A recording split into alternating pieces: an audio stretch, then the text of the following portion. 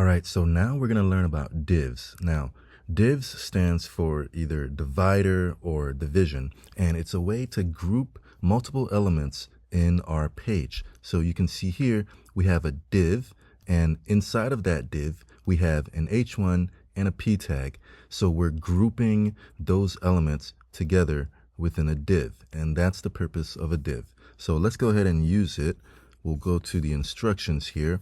It says, below the H1 heading that says the brown bear, add an opening div tag.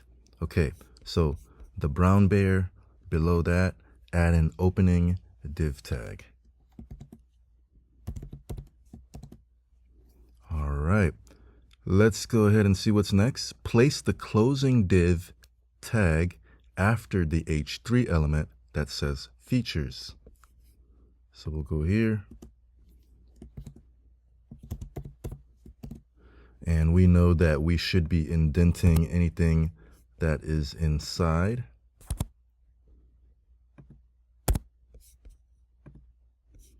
Okay, and the next step says, remember to use your spacebar to add 2 spaces. Yeah, we just did that. So let's go ahead and run.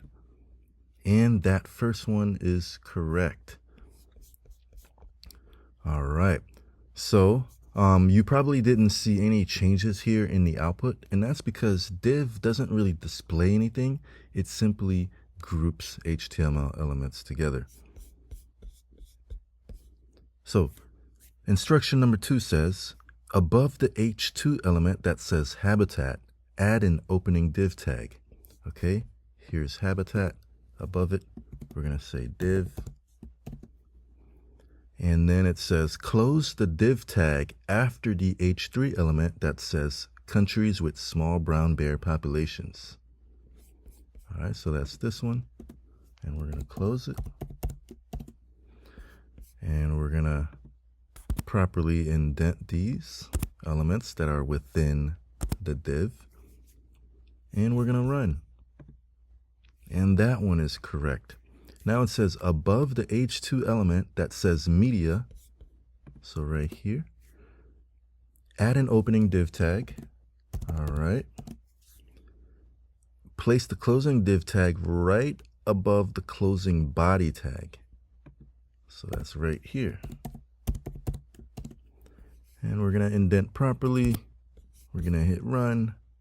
And we are done with all of the tasks. So as you can see, we don't really make any changes in the output, but what we are able to do is we're able to group together multiple elements into one div. And we'll see why that's useful later on.